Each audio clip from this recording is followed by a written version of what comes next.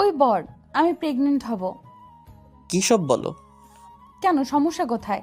আপনি আমাকে প্রেগনেন্ট করবেন কিনা বলেন। কিন্তু এত তাড়াতাড়ি? হ্যাঁ, আমার ইচ্ছা হয়েছে, আমি খুব তাড়াতাড়ি প্রেগনেন্ট হব। তোমার কি মাথা খারাপ? কেন মাথা খারাপ হবে কেন? বরের কাছে আদর চাইলে কি মাথা খারাপ হতে হয়? আরে বাবা, একদিনে প্রেগনেন্ট হবে কি করে? আজকেই তো আমাদের বিয়ে হলো, আর আজকে তুমি প্রেগনেন্ট হতে চাইছো? তোমার কি শরীর ঠিক আছে? কী সব বাজে কথা বলছো? হ্যাঁ, প্রেগনেন্ট হওয়াটা বাজে কথা সেটা জানতাম না তো। আপনি এমন করে বলতেছেন কেন? তাছাড়া সবাই তো বলে প্রেগনেন্ট হলে মিষ্টি খাওয়াতে। তাহলে আপনি আমাকে প্রেগনেন্ট করতে পারবেন না কেন? আমি যত তাড়াতাড়ি প্রেগনেন্ট হব তত তাড়াতাড়ি আমাদের বেবি আসবে। ও এই ব্যাপার, এই জন্য তোমার প্রেগনেন্ট হওয়ার এত ইচ্ছা? আচ্ছা, এসব ভুলভাল কথা তোমাকে কে বলেছে যে আদর করলে প্রেগনেন্ট হয়? কে বলবে আবার? আমার বান্ধবীরা বলেছে। তাছাড়া আমি কি জানি না মনে করেছেন? ঠিক বয়সেই আমার বিয়ে হয়েছে, তাই আপনি আমাকে আদর দিলে আমি খুব সহজেই প্রেগনেন্ট হয়ে যাব। এখন আপনি আমাকে প্রেগনেন্ট করে দিবেন।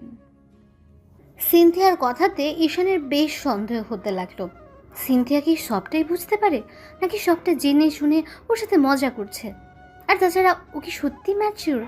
ওর বয়সটা 21, কিন্তু এখন প্রায় বোঝা যাচ্ছে যে মেয়েদের মধ্যে ম্যাচিউরিটির অনেকেরই থাকে না। তাই ঈশান সন্দেহটা দূর করার জন্য বলতে লাগলো, আচ্ছা, সত্যি করে একটা কথা বলো তো, প্রেগনেন্ট হলে কি হবে? আর সেটা তুমি জানো?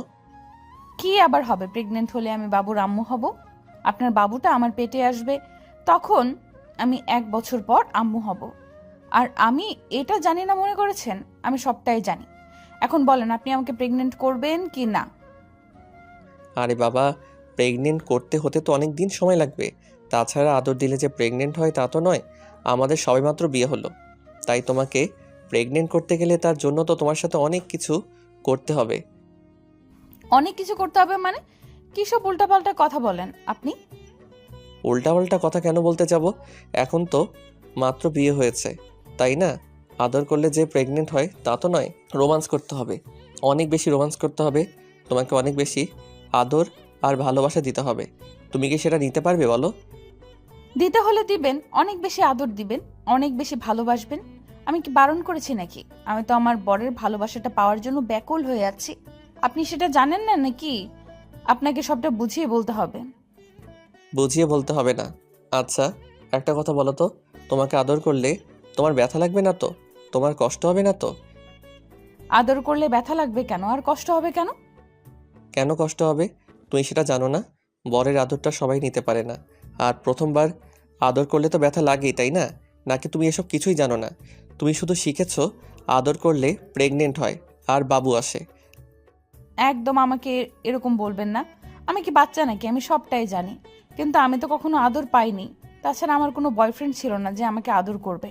আর আপনি বলতেছেন আদর করলে ব্যথা লাগবে, কিন্তু আমার বান্ধবীরা তো আমাকে বললো না এসব বিষয়ে। সিনথিয়ার কথাতেই ঈশান একটা দীর্ঘশ্বাস ফেললো। ওর মনে হচ্ছিল সিনথিয়া হয়তো আর যাই করুক এসব কাজ করবে না, যেটারই সন্দেহ ঈশান করছিল। কারণ সিনথিয়ার কথাতে ঈশান প্রচণ্ড পরিমাণে ভয় লাগছিল। এটা ভেবে যে সিনথিয়া হয়তো বেশি কৌতূহলী, আর কৌতূহলের সাথে এসব উল্টোপাল্টা কাজ করেনি তো বিয়ের আগে, তাই সেটা জিজ্ঞেস করে নিল। ঈশান একটা দীর্ঘ নিঃশ্বাস ফেলে বলতে লাগলো, তাহলে ঠিক আছে, ওরা হয়তো তোমাকে বলে দেয়নি, আর তুমি এরকম ভাবছো। আচ্ছা, বিয়ের আগে তো তোমার এরকম বাচ্চামি স্বভাবটা কখনো দেখিনি। কেমন যেন আমার সামনে আসতে লজ্জা পেতে। তাহলে এরকম হুটহাট করে এই কথা বললো কেন? কে বলেছে আমি বাচ্চা? আমার বয়স 21 বছর 5 মাস। আর আপনি আমাকে বাচ্চা বলতেছেন? হ্যাঁ, আমি এরকম করতেছি কারণ আমার অনেক আদর লাগবে, অনেক ভালোবাসা চাই আপনার থেকে। আপনার আদর না পেলে থাকতে পারবো না। আরে বাবা, হুটহাট করে এরকম পাগলামি করতেছো কেন? সবেমাত্র বাসর ঘরে আসলাম, তোমার মুখটা পর্যন্ত দেখিনি, তার আগেই তুমি কিনা এরকমভাবে উল্টাপাল্টা কথা বলতে শুরু করে দিয়েছো। কি হয়েছে আমাকে সত্যি করে বলো তো? কে তোমার মাথায় এসব আজে বাজে কথাগুলো ঢুকালো? নাকি তুমি নিজে থেকেই বলছো? কেন, আমি নিজে থেকে চাইতে পারি না? আর আমার বরের আদর ভালোবাসাটার দরকার নেই নাকি? আপনি কি মনে করেন আমাকে? আমি কি পিচ্ছি যে আমি এসব চাইতে পারবো না? একদম আমাকে এসব বোঝাতে আসবেন না, আমি সবটাই বুঝি। আপনি আমাকে ভালোবাসবেন কিনা বলেন, আদর করবেন কিনা বলেন। আমার বেবি লাগবে, আমি প্রেগনেন্ট হব। আপনাকে বলেছি সেটাই হবে। আচ্ছা ঠিক আছে হবে। আমি বারণ করিনি তো যে তোমাকে আদর করব না, ভালোবাসবো না। তুমি তো আমার একমাত্র বউ বলো। আর তুমি তো জানো আমি বিয়ের আগে একটা রিলেশনে ছিলাম, কিন্তু মেয়েটা আমাকে অনেক কষ্ট দিয়েছিল। তারপর আব্বু আমাকে বুঝিয়েছিল, বলেছিল বিয়ের পর বউকে ভালোবাসতে। তাই আর কাউকে ভালোবাসিনি। তাই এখন থেকে তোমাকে ভালোবাসার চেষ্টা করব। আজকে বিয়ে হতে না হতেই তুমি এমনভাবে আবদার করতে শুরু করেছো কেন? কে তোমাকে কি বলেছে আমাকে একটু বলবে প্লিজ? আপনি আমাকে ভালোবাসার চেষ্টা করবেন মানে? কোনো চেষ্টা না, আমাকে অনেক বেশি ভালোবাসতে হবে। আর আপনি আমার সাথে রোম্যান্স করতে পারবেন না কেন? আমি নিজে থেকেই বলেছি, কেউ আমাকে কিছু বলেনি। আমার কি এগুলো চাই না নাকি? আমার অধিকার নেই আপনার থেকে এগুলো করার? বলেন। আরে বাবা আছে তো। তুমি এরকম পাগলামি করতেছো কেন? তুমি আমাকে বলো কে তোমাকে এসব উল্টাপাল্টা কথা বুঝিয়েছে? বিয়ের আগে তো তুমি সামনে আসতেই লজ্জা পেতে। তাহলে এখন এরকমটা মনে হচ্ছে কেন তোমার আজকেই আদর লাগবে? যেখানে বিয়ের প্রথম দিন মেয়েরা অনেক ভয় থাকে, ভাবে বর তার সাথে কি করে না করে, সেটা ভেবেই ভয়ে একদম জড়সড় হয়ে থাকে। আর তুমি সেখানে একদম বলতে শুরু করেছো। কি হয়েছে আমাকে একটু বলো। সিনথিয়া কোনো কথা বলছে না। ঈশান বুঝতে পারলো ঘটনাটা কিছু একটা আছে, তাই ও এবার বিছানায় উঠে বসলো। তারপর সিনথিয়ার সামনে বসতে ও কেমন মাথাটা নিচু করে নিল। ঈশান বুঝতে পারলো ও লজ্জা পেয়েছে। ঈশান সিনথিয়ার ঘুমটাটা আলতো করে সরিয়ে দিল। ওর মুখটা লজ্জায় পুরো লাল হয়ে আছে। কিন্তু এই মেয়েটা এত লজ্জা পেলে এই কথাগুলো কিভাবে বলল, তার জন্য বেশ সন্দেহ হচ্ছিল। ঈশান সিনথিয়ার থুতনির নিচে হাত দিয়ে মুখটা তুলতেই একবার চোখ খুলল, তারপর আবার চোখ জোড়া বন্ধ করে নিল। তখন ঈশান বলতে লাগলো, মানলাম তোমার আদর চাই, তাহলে এখন এত লজ্জা পাচ্ছ কেন? সত্যি করে বলো তো। জানি না কেন লজ্জা লাগতেছে। আপনি আমার এতটা কাছে আসছেন, যার জন্য হয়তো লজ্জা লাগতেছে। আমার মনে হচ্ছে এই লজ্জা আমি শেষ হয়ে যাব। তাহলে হুটহাট করে এরকম কথা কেন বললে? তোমাকে তো দেখে বোঝা যাচ্ছে তুমি কতটা লজ্জা পাচ্ছ। তার উপর এরকম একটা কথা বললে যার জন্য আমার বিশ্বাস করতে কষ্ট হচ্ছে যে তুমি কিনা এরকম কথা বলেছো আমাকে। আমি না বললে আরেকজন বলেছে নাকি? আপনি এমনটা কেন ভাবছেন? আমার কি আপনার থেকে আদর চাই না, নাকি আমার আপনার থেকে ভালোবাসাটা পাওয়াটা ভুল হয়ে গেছে বলেন? না না, ভুল হবে কেন? আর তুমি তো আমার বউ, তোমার অধিকার আছে আমার থেকে ভালোবাসাটা চাওয়ার।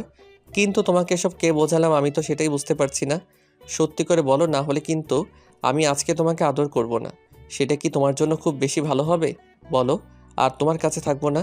তুমি নাকি আমার থেকে অনেক আদর চাও। যদি সত্যি চেয়ে থাকো তাহলে এখন আমাকে বলতে হবে কে এসব বুঝিয়েছে তোমাকে। না না, আমি বলেছি আপনি এরকম কাজ করবেন না প্লিজ। আমি তো বলতে চেয়েছিলাম, কিন্তু আমার ভয় হচ্ছে। আপনি যদি রাগারাগি করেন, তার উপর রাগ করে যদি আমার সাথে কথা না বলেন, তাহলে তো আমার খুব বেশি খারাপ লাগবে। আচ্ছা, তাহলে এখন বলো, কথা না বাড়িয়ে কে কি বলেছে আর কি জন্য তুমি এরকমটা ভেবেছো? আসলে বিয়ের পর যখন আপনি আমাকে এখানে নিয়ে আসবেন, তখন আম্মু আমাকে বোঝাচ্ছিল আর বলেছিল আমি যেন দুষ্টুমি আর ফাজলামিটা না করি, আমি যেন ভালো মেয়ে হয়ে থাকি। আমি সেটাই করতে চেয়েছিলাম।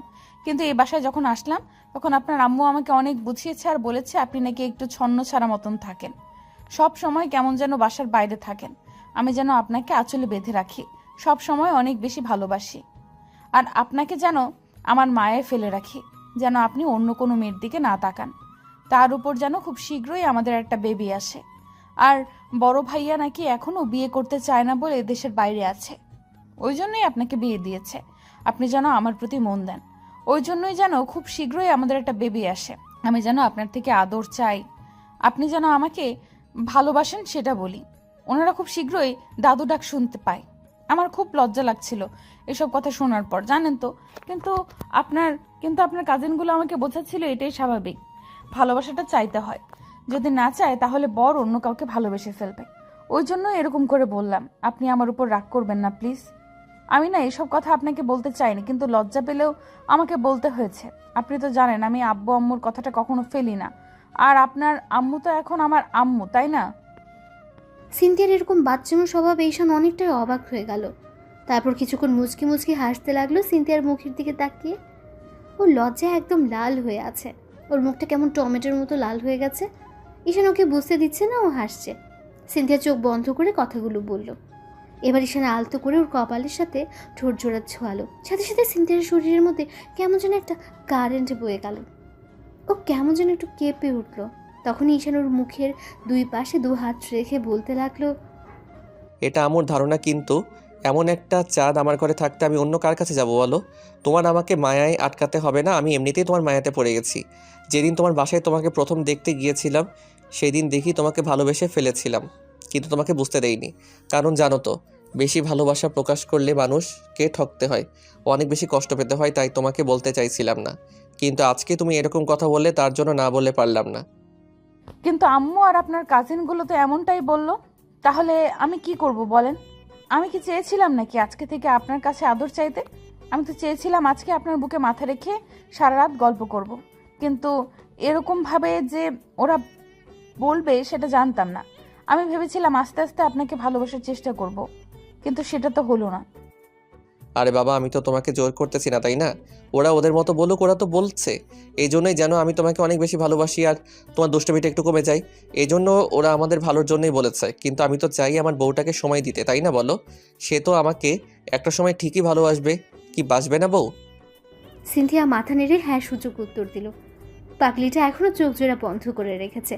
তখন ঈশান ওর ঠোঁট জোড়ায় আলতো করে নিজের ঠোঁট জোড়া ছোঁয়াতে সিনথিয়ার শাড়িটা দুই হাতে খামছে ধরল। ঈশান বিষয়টা বুঝতে পেরে ওর ঠোঁট জোড়া ছেড়ে দিল। তারপর ওকে বুকের সাথে আলতো করে জড়িয়ে ধরতে সিনথিয়া বরফের মতো জমে গেল। এই পাগলি, খুব বেশি খারাপ লাগছে তোমার? তাহলে বলো, আমি তোমাকে ছেড়ে দিচ্ছি। এই না, আপনি আমাকে ছাড়বেন না। আমি তো চাই আপনি সারা জীবন আমাকে এইভাবে জড়িয়ে রাখেন। তাই প্লিজ আপনি আমাকে ছাড়বেন না। কিন্তু আমার না খুব ভেতরে কেমন যেন একটা করছে। এই প্রথম আমাকে কেউ এতটা কাছে এসে জড়িয়ে ধরলো, তার উপর সে কোনো পুরুষ। তাই ভেতরে কেমন যেন একটা অনুভূতি হচ্ছে। এটাকে ভালোবাসার অনুভূতি বলে। স্বামীর ভালোবাসাটা পাওয়ার জন্য তুমি এতক্ষণ ব্যাকুল ছিলে, তাই তোমাকে বুকে জড়িয়ে নিয়েছি। কিন্তু আজকে আমি তোমাকে আদর করব না, জানো তো? তাহলে আমার প্রতি তোমার অন্যরকম একটা মনোভাব তৈরি হবে। কিন্তু আমি তোমাদের চাইলাম, তাহলে আপনি আমাকে আদর করবেন না কেন? ওইটা তো তুমি মন থেকে চাওনি। যেদিন মন থেকে চাইবে আর বুঝতে পারবে তুমি আমাকে ভালোবাসো, আমি সেদিন সেটা তোমার চোখের দিকে তাকিয়ে বুঝতে পারবো। আমি চাই মন থেকে তুমি আমাকে ভালোবেসে কাছে আসো। আর আজকে যদি আমি তোমাকে আদর করি, ভালোবাসায় ভরিয়ে দেই, তাহলে ভাববে বিয়ে নামক বন্ধনে আবদ্ধ হওয়ার মানে শারীরিক সম্পর্কে লিপ্ত হওয়া। তেমনটা নয়। আমাদের বন্ধনটা পবিত্র, তাই একটা সময় তো আমার কাছে আসবো, তাই না? আর তোমাকে অনেক বেশি ভালোবাসবো আমি, সেটা খুব শীঘ্রই হবে। তাই তুমি টেনশন করো না। তুমি সবসময় আমাকে ভালোবাসার চেষ্টা করো, আমি কথা দিচ্ছি তোমাকে কষ্ট পেতে দিব না। সত্যি তো? আরে বাবা হ্যাঁ সত্যি। এটা আবার সত্যি মিথ্যার কি আছে? আর তুমি তো জানো আমার লাইফে এখন তুমি আব্বু আম্মু ছাড়া আর কেউ নেই। তাহলে আমি তোমাদের ভালোবাসবো না তো কাকে বাসবো বলো পাগলিটা? ওদের ভালোবাসাটা, ওদের কাছে কিন্তু আমার ভালোবাসাটা আলাদা, তাই না বলেন? তাহলে ওদের সাথে আমারটাকে গুলিয়ে ফেলছেন কেন? ওকে ওকে পাগলি, আমি গুলিয়ে ফেলবো না। এখন দেখি তাকাও আমার দিকে। ঈশান সিনথিয়ার মুখটা তুলল। ও এখনো লজ্জায় লাল হয়ে আছে। সিনথিয়া চোখ জোড়া কেমন যেন মিটমিট করে তাকানোর চেষ্টা করছে, হয়তো লজ্জার কারণে তাকাতে পারছে না। ঈশান একটা মুচকি হাসি দিয়ে আবারও ওর কপালে একটা স্পর্শ দিল আর বলতে লাগলো, এরকম একটা মায়াবতী আমার ঘরে থাকতে আমি কার মায়ায় পড়বো বলো? তুমি কি করে ভাবতে পারলে এই বউটাকে ভালো না বেসে আমি অন্য কোনো মেয়ের মায়ায় পড়বো? কখনো এরকমটা হবে না। তুমি আমাকে আর চলে বেঁধে রাখতে চাইছো না, আমি তোমাকে বুকে বেঁধে রাখবো। কখনো দূরে সরে যেতে দিব না। দেখো, তুমি আমার ভালোবাসাটা কিছুদিন পর এমনিতেই বুঝতে পারবে। আপনি না খুব ভালো, জানেন তো। কিন্তু তুমি কেমন করে বুঝলে যে আমি ভালো? আমি তো খারাপও হতে পারি, তাই না বলো? সেটা আপনার কথাতেই বুঝতে পেরেছি। আর এমন করে আমাকে কেউ বোঝেনি, জানেন তো। ঠিক আছে, এখন থেকে আমি সবটা বুঝিয়ে বলবো। এখন আসো, শুয়ে পড়ি। আমরা অনেক রাত হয়ে গেছে, আর সারাদিন তোমার উপর দিয়ে অনেক ধকল গেছে। ঈশান বালিশে মাথা রেখে শুয়ে পড়ল। সিনথিয়া কিছুক্ষণ চুপ করে থাকতে ঈশান ওর একটা হাত ধরতেই সিনথিয়া বুঝতে পারলো ঈশান কি চাইছে। তাই সিনথিয়াও ঈশানের পাশে শুয়ে পড়ল। তারপর ওর বুকে মাথা রাখলো। ঈশান ওকে আলতো করে জড়িয়ে ধরে ওর মাথায় হাত বুলাতে লাগলো। তো ভালো থাক ভালোবাসা। ধন্যবাদ সবাইকে আমাদের পাশে থাকার জন্য।